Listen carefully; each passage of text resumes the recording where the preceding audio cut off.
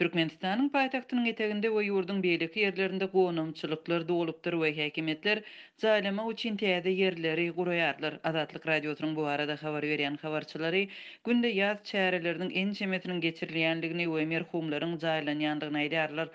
Lukmanlar bolsa koronavirus keseliniň ýokoşmagynyň töwekkülçiligi sebäpli örän zerur bolmasa ilatyň saglygy saklaýyş edaralaryna barmakdan saklanmagyny maslahat berýärler. Şol bir wagtyň özünde de häkimetlere görä koronavirus ýurtda henidem ýok.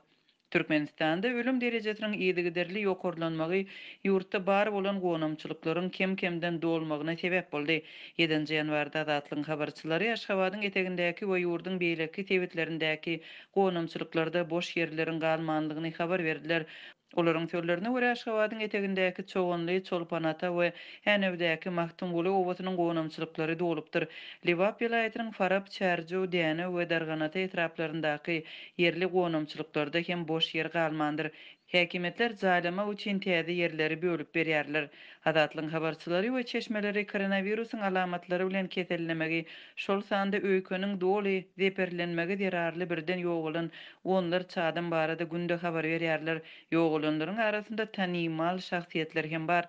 5-nji ýanwarda akşam Türkmenistanyň halk artisti Gülmurat Amanow aradan çykdy. 72 ýaşly artist pnevmoniýa bilen keselläpdir.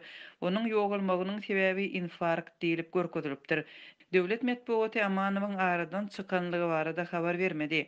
Türkmenistanyň ýolbaşçylary koronawirusyň ýurtda ýokdugyny aýtmak bilen muny uly üstünlük diýip hasaplaýarlar. Bu ýagdaýda COVID-19 keseliniň alamatlary bilen keselleýänleriň we ölüm hadisalarynyň köpelmegine degişli ýagdaýy kommentirlemeýärler. Ýurdun ýolbaşçylarynyň Türkmenistanda koronawirusyň ýokdugy baradaky beýanatynyň fonunda ýaz çärelerine berk çäklendirmeler girdildi. 23-nji dekabrda habarçylarymyz Liwapda häkimligiň dilden eden buyrugy bilen ýaz çäreleriniň irden 9-dan 11-e çenli geçirilmeginiň barýanlaryň sanynyň bir wagtda 5 adamdan köp bolmazlygynyň talap edilendigini habar beripdi. Habarçylarymyzyň soňky maglumatlaryna görä şu gün ýaz üýşmeleňlerine has köp adam gatnaşýar, hususan da Farabda 200-e çenli adam barýar.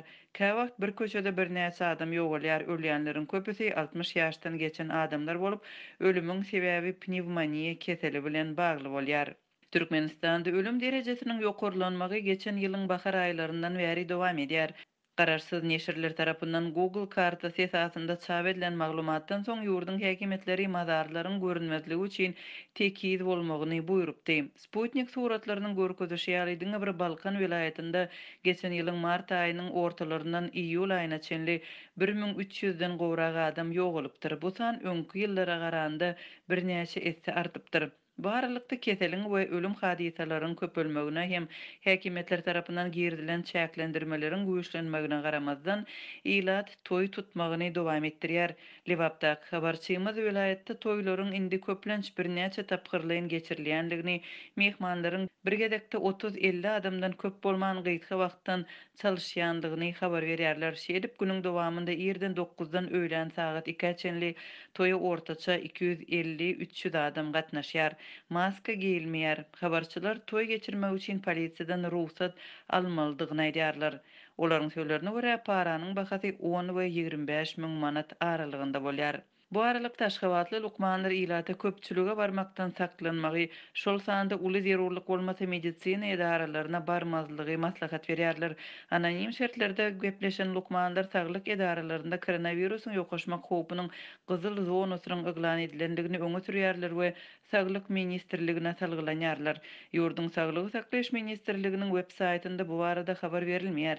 Resmi sahypadaky habarda ilata maska giymek we 2 metr aralygy saklamak maslahat berilýär şeýle hem howada tozan bölejikleriniň köpelenligi habar berilýär. Türkmenistanda üzerlik sadak we buyan kökü koronawirusyň öňüni almagyň ýörgünli serişdeleri bolmagynda galýar.